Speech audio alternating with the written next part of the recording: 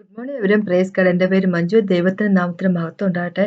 നമ്മളുടെ ദൈവം യേശുക്രിസ്തു സൃഷ്ടാവായ ദൈവം നമ്മളുടെ മനുഷ്യരുടെ പോലെ സ്വഭാവമുള്ള ഒരാളല്ല അല്ലെ എന്ന് പറഞ്ഞു കഴിഞ്ഞാൽ താൻ പറയുന്ന വാക്കുകൾ, യേശു പറയുന്ന വാക്കുകൾ യേസ് ആൻഡ് ആമേനാണ്. ദൈവത്തിന്റെ പ്രോമിസുകൾ യേശുവിൽ യേസ് ആൻഡ് ആമേനാണ് അല്ലെ.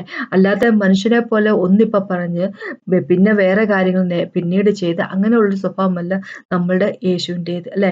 നമ്മുടെ ദൈവം നമ്മളോട് പറഞ്ഞിരിക്കുകയാണ്, നമ്മൾ എന്തെങ്കിലും കാര്യത്തിന് വേണ്ടി പ്രാർത്ഥിക്കുകയാണെങ്കിൽ നമ്മളത് രണ്ടുപേരുമായിട്ട് ആരെങ്കിലും രണ്ടുപേര് പ്രാർത്ഥിക്കുമ്പോൾ എന്ത് കാര്യമായിക്കോട്ടെ ആ കാര്യത്തിൽ നമ്മൾ എഗ്രി ചെയ്ത് പ്രാർത്ഥിക്കുവാണെങ്കിൽ, ഐക്യമത്യപ്പെട്ടുകൊണ്ട് പ്രാർത്ഥിക്കുവാണെങ്കിൽ അത് പിതാവ് തീർച്ചയായിട്ടും അതിന് ആൻസർ തരും എന്ന് പറഞ്ഞിരിക്കുകയാണ്. അത് നമ്മുടെ ദൈവത്തിന്റെ വചനമാണ്, ദൈവത്തിന്റെ വാക്കാണ്. അത് യെസ് ആൻഡ് ആമേനാണ്.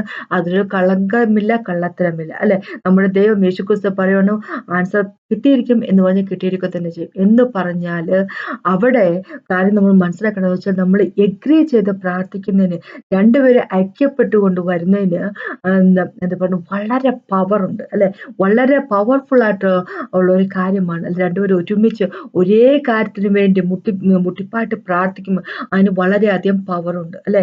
അപ്പോൾ അത് നമ്മൾ എപ്പോഴും മനസ്സിലാക്കിയിരിക്കും. അപ്പൊ അങ്ങനെ പവർ ഉണ്ട് എന്ന് മനസ്സിലാക്കുമ്പോൾ പിശാച് മനസ്സിലാക്കിയതുകൊണ്ട് പിശാച് അതിന് ഇടങ്കോലിടാൻ നമ്മളൊക്കെ എല്ലാവരും ഒരുമിച്ച് പ്രാർത്ഥിക്കാനൊക്കെ ഇരിക്കാനൊക്കെ ഉള്ള പല കാര്യങ്ങളൊക്കെ ശ്രമിക്കുക. പക്ഷെ അപ്പൊ അതൊന്നും അതിനെപ്പറ്റി ഒന്നും വിചാരിക്കാതെ ദൈവം നമുക്ക് തന്നിരിക്കുന്ന ഈ പവറിനെ പറ്റി അല്ലെ, ദൈവം നമുക്ക് അനുവദിച്ച് തന്നിരിക്കുന്ന ഒരു വലിയൊരു കാര്യമാണിത് അല്ലെ.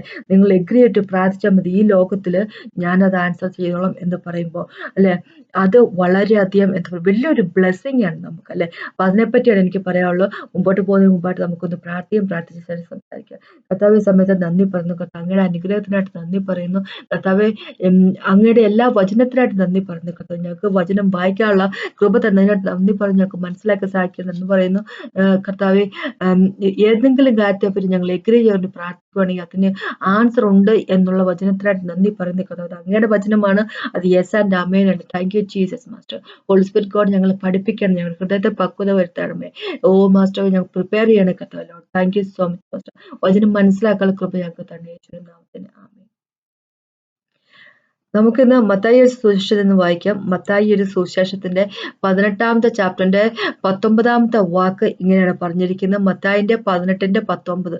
ഭൂമിയിൽ വെച്ച് നിങ്ങളിൽ രണ്ടുപേർ യാചിക്കുന്ന ഏതു കാര്യത്തിലും ഏകമത്യപ്പെട്ടാൽ അത് സ്വർഗസ്ഥനായ എന്റെ പിതാവിങ്കൽ നിന്നും അവർക്ക് ലഭിക്കും. അപ്പോൾ യേശുക്രിസ്തുവിന്റെ വാക്കുകളാണ് യേശുവോട് പറഞ്ഞിരിക്കുന്നത്. അപ്പൊ ഇത് യെസ് ആൻഡ് ആമേൻ ആണ്. ഇതിനൊരു മാറ്റമില്ല. ദൈവത്തിന്റെ വചനത്തിനൊരു മാറ്റവുമില്ല. ഒരു കാലത്തും അല്ലെ മനുഷ്യരെ പോലെയല്ല ദൈവം. അതുകൊണ്ട് തന്നെ ദൈവത്തിന്റെ വചനം സ്വർഗത്തിൽ സെറ്റിൽ ആയിരിക്കുന്ന കാര്യമാണ്. ദൈവം തന്നെ തന്നെ ദൈവത്തിന് ലിമിറ്റേഷൻ ഉണ്ടെങ്കിൽ ലിമിറ്റേഷൻ ഇല്ല ദൈവത്തിന്. പക്ഷെ ദൈവം എന്ത് ചെയ്യുന്നു വെച്ച് കഴിഞ്ഞാൽ തന്റെ വചനത്തിലേക്ക് തന്നെ ലിമിറ്റ് ചെയ്തിട്ടാണ് ചെയ്യുന്നത്. എന്ന് വെച്ച് കഴിഞ്ഞാൽ തന്റെ വചനം വിട്ട് അങ്ങോട്ടും ഇങ്ങോട്ടും ദൈവം മാറത്തില്ല എന്ന് ചുരുക്കം അല്ലെ. ഒരു കാര്യം ദൈവം ചെയ്യത്തില്ല, തന്റെ വചനം വിട്ടുള്ള കാര്യം ഇല്ല. വചനത്തിന്റെ അപ്പുറത്തേക്ക് ദൈവം ഒന്നും ചെയ്യത്തില്ല. ഇവിടെ ദൈവം പറഞ്ഞിരിക്കുക, നിങ്ങൾ രണ്ടുപേര് അല്ലെ എന്ത് കാര്യത്തിൽ പ്രാർത്ഥിച്ചാലും, എന്ത് കാര്യത്തോണ്ട് പ്രാർത്ഥിക്കുകയാണെങ്കിലും അത് ഐക്യമത്യപ്പെട്ടുകൊണ്ട് പ്രാർത്ഥിക്കുവാണെങ്കിൽ അതിന് ആൻസർ സ്വർഗ്ഗസ്ഥനായ പിതാവ് തന്നിരിക്കും എന്ന് പറയുന്നത്. അപ്പൊ എന്ത് കാര്യം എന്ന് വെക്കുമ്പോൾ ഒരു കാര്യം നമ്മൾ മനസ്സിലാക്കണം. വല്ല ആൾക്കാർക്ക്, നമ്മൾക്ക് ദ്രോഹം ചെയ്ത ആൾക്കാർക്ക് പോലും അവരെ പോലും ദ്രോഹിക്കണം എന്നൊരു തരത്തിലുള്ള പ്രയർ പ്രാർത്ഥിക്കുവാണെങ്കിൽ അതിനൊരു ആൻസർ ഒരു കാലത്തും ഉണ്ടാകാൻ പോകുന്നില്ല അല്ലെ. അങ്ങനെ നമ്മൾ പ്രാർത്ഥിക്കാനേ പാടില്ല. നമുക്കല്ല പലപ്പോഴും പല ആൾക്കാരും പ്രാർത്ഥിച്ചിട്ടുള്ള നമ്മളൊക്കെ നേരത്തെ ചെറിയ നമ്മൾ എന്താ പറയുന്നത് വിശ്വാസത്തിലേക്ക് വന്ന സമയത്തൊക്കെ നമുക്ക് കാര്യങ്ങളൊന്നും മനസ്സിലാക്കാതിരുന്ന സമയത്തൊക്കെ നമ്മൾ പ്രാർത്ഥിച്ച ഒരു പ്രയർ ആണ് അങ്ങനെയല്ലേ. ആരെങ്കിലും നമ്മൾക്ക് ദ്രോഹപരമായിട്ടുള്ള കാര്യങ്ങളൊക്കെ ചെയ്യുവാണെങ്കിൽ ദൈവമേ അവൻ എന്നോട് പെരുമാറിയപ്പോൾ തന്നെ അങ്ങ് അവനെ ഒന്ന് കാണിച്ചു കൊടുക്കണമേ, അങ്ങനെ തന്നെ അവന് വരട്ടെ, അങ്ങനെയൊക്കെയുള്ള പ്രയറുമായിട്ട് നമ്മൾ ദൈവത്തിന് മുമ്പിൽ എത്രയോ പ്രാവശ്യം പോയിട്ടുള്ളതല്ലേ. പക്ഷെ അത് എങ്ങനെയാ വെച്ച് കഴിഞ്ഞാല് അങ്ങനത്തെയുള്ള പ്രയർ എന്ന് പറഞ്ഞാൽ കൂടോത്രം, വിച്ച് ക്രാഫ്റ്റ് അല്ലെ, അതുപോലത്തെ പ്രയർ ആണ് ചെയ്യുന്നത് അല്ലെ. ഒരാൾക്ക് ദ്രോഹം വരുത്തട്ടെ എന്നുള്ള രീതിയിലുള്ള പ്രയർ പ്രാർത്ഥിക്കുന്നത്. പക്ഷെ നമ്മുടെ ദൈവം നമ്മളോട് പറഞ്ഞിരിക്കുന്നത് നമ്മുടെ ശത്രുവിനെ പോലെ സ്നേഹിക്കുക എന്താ പറഞ്ഞിരിക്കുന്നത് അല്ലെ. നമ്മളെ ശപിക്കുന്ന ആളെ നമ്മൾ അനുഗ്രഹിക്കുക എന്ന് പറഞ്ഞിരിക്കുന്ന ആളാണ് നമ്മുടെ ദൈവം. അപ്പം ഇവിടെ എന്തു കാര്യത്തിലും ഐക്യമതപ്പെട്ടാൽ എന്ന് ദൈവം പറഞ്ഞിരിക്കുന്നത് മോശപ്പെട്ട കാര്യത്തെ പറ്റിയല്ല. അല്ലെ? പൈശാചികമായിട്ടുള്ള കാര്യത്തെ പറ്റിയല്ല പറഞ്ഞിരിക്കുന്നത്. ദൈവം പറഞ്ഞിരിക്കുന്നത് നല്ല കാര്യങ്ങൾ അല്ലെ? നമ്മുടെ ആവശ്യം, നമ്മുടെ ജീവിതത്തിന്റെ ആവശ്യങ്ങൾ അത് നമ്മള് ദൈവത്തോട് രണ്ടുപേര് ഒരു കാര്യത്തിൽ ഇങ്ങനെ ഐക്യമത്യപ്പെട്ടുകൊണ്ട് പ്രാർത്ഥിക്കുകയാണെങ്കിൽ അതിന് ദൈവ പിതാവ് നമുക്ക് ഉത്തരം തരുക തന്നെ ചെയ്യും എന്നാണ് പറഞ്ഞിരിക്കുന്നത്. അപ്പൊ അതിന് മുമ്പായിട്ട് ഒരു വാക്ക് 18ാമത്തെ വാക്ക് മത്തായിന്റെ 18 തന്നെ ദൈവം പറഞ്ഞിരിക്കുന്നത് എന്താ വെച്ചാൽ സ്വർഗത്തില് നമ്മൾ കെട്ടുന്നത് അല്ലെ, നിങ്ങൾ ഭൂമിയിൽ കെട്ടുന്നതെല്ലാം സ്വർഗത്തിലും കെട്ടപ്പെട്ടിരിക്കും, നിങ്ങൾ ഭൂമിയിൽ അഴിക്കുന്നതെല്ലാം സ്വർഗത്തിൽ അഴിക്കപ്പെട്ടിരിക്കും എന്ന് ഞാൻ സത്യമായിട്ട് നിങ്ങളോട് പറയുന്നു. അതിനുശേഷമാണ് ഭൂമിയിൽ നിങ്ങൾ രണ്ടുപേർ യാചിക്കുന്ന ഏത് കാര്യത്തിലും ഐക്യമത്യപ്പെട്ടാൽ അതിന് സ്വർഗസ്ഥനായ പിതാവിങ്കിൽ നിങ്ങൾക്ക് ഉത്തരം ലഭിക്കും എന്ന് പറഞ്ഞേക്കുക. എന്ന് വെച്ച് കഴിഞ്ഞാല് ദൈവം എന്താ പറയുന്നത് വെച്ച് കഴിഞ്ഞാൽ നമ്മളെ ഈ ലോകത്ത് രണ്ടുപേരും എഗ്രി ചെയ്ത് പ്രാർത്ഥിക്കുവാണെങ്കിൽ ഇവിടെ ഈ ലോകത്തിലെ കെട്ടപ്പെടേണ്ട കാര്യങ്ങൾ എന്താ പറയാ അത് സ്വർഗത്തിലും കെട്ടപ്പെട്ടിരിക്കും. എന്താ പറയാ ഭൂമിയിൽ കെട്ടുന്ന കാര്യങ്ങളൊക്കെ സ്വർഗത്തിലും കെട്ടപ്പെട്ടിരിക്കും, ഭൂമിയിൽ അഴിക്കുന്ന കാര്യങ്ങൾ സ്വർഗത്തിൽ അഴിക്കപ്പെട്ടിരിക്കും എന്ന് പറഞ്ഞു കഴിഞ്ഞാൽ നമ്മൾ എഗ്രി ചെയ്ത് പ്രാർത്ഥിക്കുമ്പോൾ സകലവിധത്തിലെ ബോണ്ടേജുകളും ബ്രേക്ക് ആകും എന്ന് ചുരുക്കം അല്ലെ. പിശാചിന്റെ വർക്കുകളൊന്നും നമ്മുടെ ജീവിതത്തിൽ നടക്കത്തില്ല. എന്തെങ്കിലുമൊക്കെ തരത്തിലുള്ള ബോണ്ടേജുകൾ അല്ലെ, വിടുതൽ ആവശ്യമുള്ള കാര്യങ്ങളൊക്കെ വിടുതൽ കിട്ടും എന്നാണ് ദൈവം പറഞ്ഞിരിക്കുന്നത്. അത്രയ്ക്കും പവർഫുൾ ആണ് ശരിക്കും പറഞ്ഞ എഗ്രിമെന്റ് എന്ന് പറഞ്ഞാൽ, ഐക്യമത്യപ്പെടുക എന്ന് പറഞ്ഞാൽ അത് വളരെയധികം പവർഫുൾ ആയിട്ടുള്ള കാര്യമാണ്. ഇപ്പൊ നല്ല കാര്യത്തിന് വേണ്ടി തന്നെയല്ല, ചീത്ത കാര്യത്തിലാണെങ്കിൽ പോലും ഐക്യമത്യപ്പെട്ടുകൊണ്ട് യൂണിറ്റിയിൽ വന്നു കഴിഞ്ഞാൽ വളരെയധികം പവർഫുൾ ആയിട്ടുള്ള ഒരു കാര്യമാണ്. ഉദാഹരണമായിട്ട് പറയുവാണെങ്കിൽ നമുക്കറിയാം ജനസിസിന്റെ ഉൽപ്പത്തിന്റെ 11ാമത്തെ ചാപ്റ്റർ നമ്മൾ വായിക്കുന്ന ബാബിലോൺ ടവർ ഉണ്ടാക്കുന്ന കാര്യം അല്ലെ. ബാബിലോൺ ടവർ ഉണ്ടാക്കുന്ന കാര്യം ആൾക്കാരുടെ ഒരേ ലാംഗ്വേജ് സംസാരിക്കുന്നവരായിരുന്നു, ഒരേ ഭാഷ സംസാരിക്കുന്നവരെല്ലാം ഒരുമിച്ച് വന്നിട്ട് അവർ പറഞ്ഞു ഓക്കെ, അവരങ്ങോട്ടും ഇങ്ങോട്ടും പറഞ്ഞു ഓക്കെ നമുക്ക് ഒരു സിറ്റി വേണം അല്ലെ, നമ്മൾക്ക് ഒരു ഗോപുരം ഉണ്ടാക്കുക, അതിന്റെ എന്താ പറയുക അറ്റം സ്വർഗത്ത് വരെ എത്തുന്ന പോലത്തെ ഒരു ഗോപുരം, ഒരു ടവർ നമുക്ക് ഉണ്ടാക്കും, നമുക്ക് തന്നെ ഒരു പേരുണ്ടാക്കും എന്നൊക്കെ പറയുന്നത്. പിശാചി വിചാരിക്കുന്ന പോലെ തന്നെ ഞാൻ സ്വർഗത്തിൽ വലിഞ്ഞു കയറും, ഞാൻ പിതാവിന്റെ എന്താ പറയുക സിംഹാസനം എടുക്കും, എനിക്ക് എന്റേതായിട്ടുള്ള കാര്യങ്ങളുണ്ട്, എനിക്ക് എന്റേതായിട്ടുള്ള പേര് കൊണ്ടാകും എന്ന് പറഞ്ഞോളെ. അതും എന്താ പറയാ ബാബിലോൺ സിറ്റി ഉണ്ടാക്കാൻ അവർ ശ്രമിച്ചത്, ടവർ ഉണ്ടാക്കാൻ ശ്രമിച്ചത് അതും പൈശാചികമായിട്ടുള്ള കാര്യമാണല്ലോ. അപ്പൊ അവിടെ ദൈവം പറയുന്ന ഒരു കാര്യം എന്താന്ന് വെച്ച് കഴിഞ്ഞാൽ ഇവർ ആൾക്കാരെല്ലാം ഐക്യമതപ്പെട്ടുകൊണ്ടാണ് അവർ വന്നിരിക്കുന്നത്, ഇനി അവർക്കൊന്നും സാധ്യമാകാത്തത് ഒന്നുമില്ല എന്ന് പറഞ്ഞാല് യൂണിറ്റി എവിടെ വരുന്നു അതിന് ഭയങ്കര അധികം പവർ ഉണ്ട് എന്നാണ് പറയുന്നത് അല്ലെ. യൂണിറ്റിക്ക് വളരെയധികം പവർ ഉണ്ട്. നമ്മൾ പ്രയറിലാണെങ്കിൽ അതിനേക്കാൾ വലിയ പവർ അല്ലെ. യേശുവിന്റെ നാമത്തിൽ നമ്മൾ പ്രാർത്ഥിക്കുന്നെങ്കിൽ നമ്മൾ യുണൈറ്റഡ് ആയിട്ടല്ലേ നമ്മളങ്ങോട്ട് എന്താ പറയുക എഗ്രി ചെയ്തുകൊണ്ട് പ്രാർത്ഥിക്കുവാണെങ്കിൽ അത് വളരെയധികം പവർഫുൾ ആയിട്ടുള്ള ഒരു കാര്യമാണ്. യേശുവിന്റെ നാമത്തിൽ പ്രാർത്ഥിക്കുന്നതിന് വളരെ പവർഫുൾ. അപ്പൊ ഇത് രണ്ടുപേരും ഒരുമിച്ച് ഒറ്റക്കെട്ടായിട്ട് നിന്ന് പ്രാർത്ഥിക്കുവാണെങ്കിൽ ഒന്ന് വിചാരിച്ചു നോക്കി. അപ്പൊ അവിടെ പവർ ഉണ്ട് അല്ലെ. പവർ ഉണ്ടെന്ന് മനസ്സിലാക്കിക്കൊണ്ടാണ് മനുഷ്യരെ തമ്മിൽ അടുപ്പിച്ചുകൊണ്ടിരിക്കുന്ന പിശാച് അല്ലെ.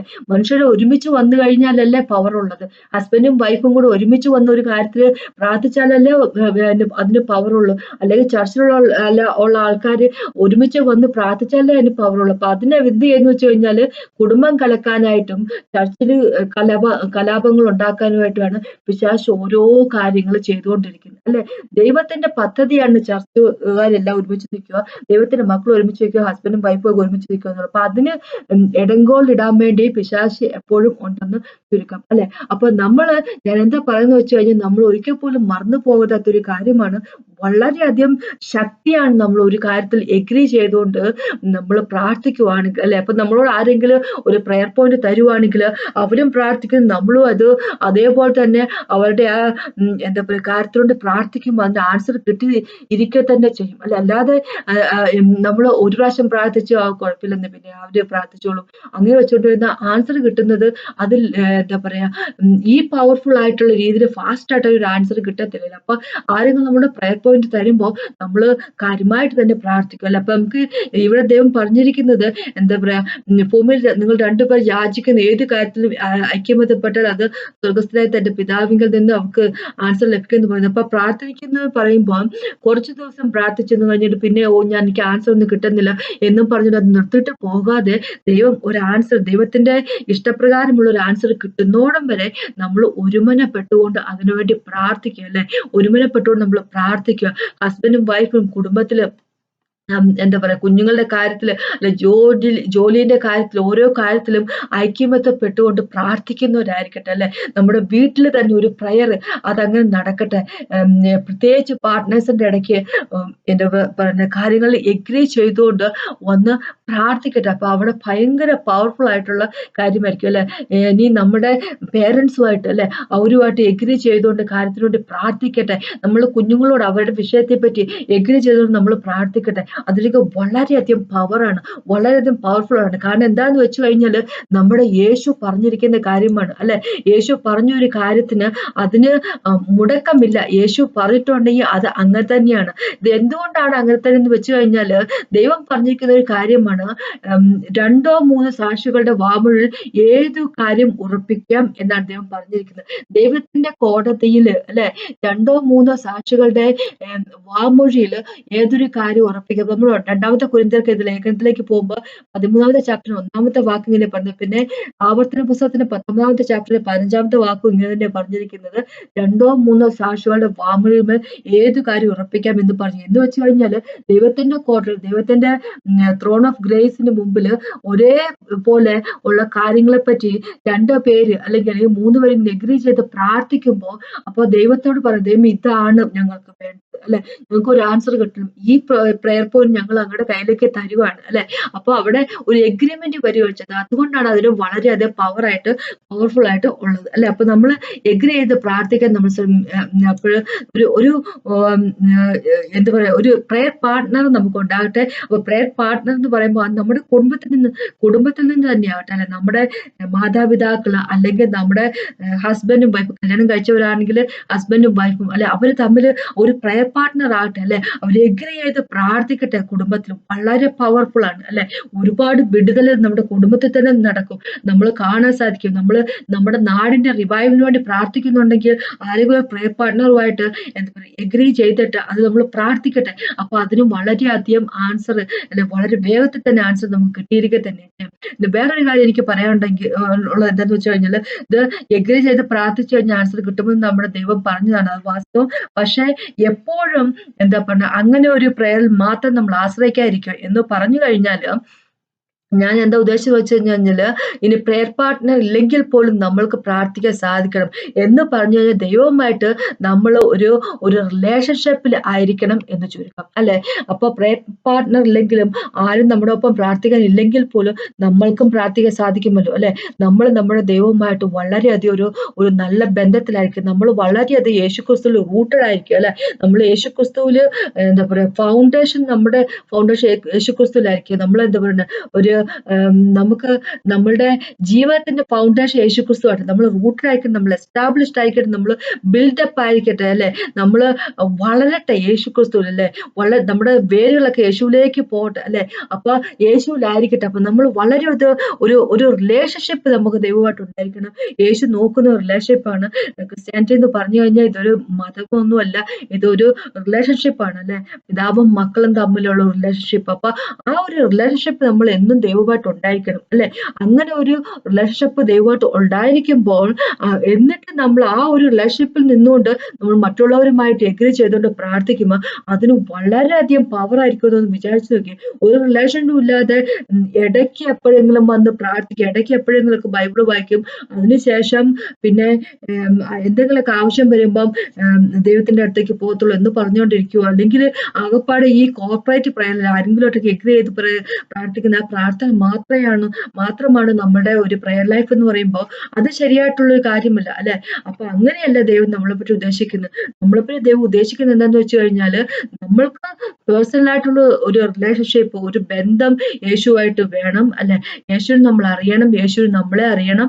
ആ ഒരു ബന്ധത്തിൽ നിന്നുകൊണ്ട് നമ്മൾ മറ്റുള്ളവരുമായിട്ട് എഗ്രി ചെയ്തുകൊണ്ട് ഐക്യമത്യപ്പെട്ടുകൊണ്ട് എന്തെങ്കിലും കാര്യത്തിന് വേണ്ടി പ്രാർത്ഥിക്കുമ്പോൾ അത് വളരെയധികം പവർഫുൾ ആയിരിക്കും അല്ലെ. യേശുവിന്റെ നാമത്തിൽ നമ്മൾ ചോദിച്ചുകൊണ്ട് പ്രാർത്ഥിക്കുമ്പോൾ അത് വളരെയധികം എന്താ പറയാ ബലമുള്ള വളരെയധികം പവർഫുൾ ആയിട്ടുള്ള ഒരു കാര്യമായിരിക്കും അല്ലെ. അപ്പൊ പിന്നെ എനിക്ക് പറയാനുള്ളത് എന്താന്ന് വെച്ച് കഴിഞ്ഞാല് നമ്മൾ പ്രാർത്ഥിക്കുമ്പോൾ ഒരു ദിവസം പ്രാർത്ഥിച്ച് 2 ദിവസം പ്രാർത്ഥിച്ച് അത് വിട്ടു പോകാതെ നമുക്ക് ആൻസർ കിട്ടുന്നോടം വരെ നമ്മൾ പ്രാർത്ഥിച്ചുകൊണ്ടിരിക്കുക. ദൈവത്തിന്റെ രീതിയിലുള്ള ഒരു ആൻസർ കിട്ടുന്നോടം വരെ അതിപ്പോ വർഷങ്ങൾ എടുത്തോട്ടെ എന്നാലും വേണ്ടില്ല. പക്ഷെ നമ്മൾ അതിന് പ്രാർത്ഥിച്ചുകൊണ്ടേയിരിക്കും. നമ്മൾ വിട്ടു പോകാതിരിക്കുക, അല്ലെ? വിട്ടു പോകാതിരിക്കുക. അത് ഞാൻ ഇത്ര നാളും പ്രാർത്ഥിച്ചോളൂ, ഇനിയിപ്പോ അതിന് ഒരു ആൻസർ ഒന്നുമില്ല, ഇനി ഞാൻ പ്രാർത്ഥിക്കാൻ പോകുന്നില്ല, അങ്ങനെ ഒരു മനസ്സ് വെക്കാതെ നമ്മള് എന്താ പറയണേ, വിട്ടു പോകാതെ നമ്മൾ പ്രാർത്ഥിച്ചുകൊണ്ടിരിക്കുക, അല്ലെ? അത് ആൻസർ കിട്ടുന്നോടം വരെ നമ്മൾ പ്രാർത്ഥിച്ചുകൊണ്ടിരിക്കുക. അപ്പൊ അതിനെപ്പറ്റിയാണ് എനിക്ക് പറയാനുള്ളത്.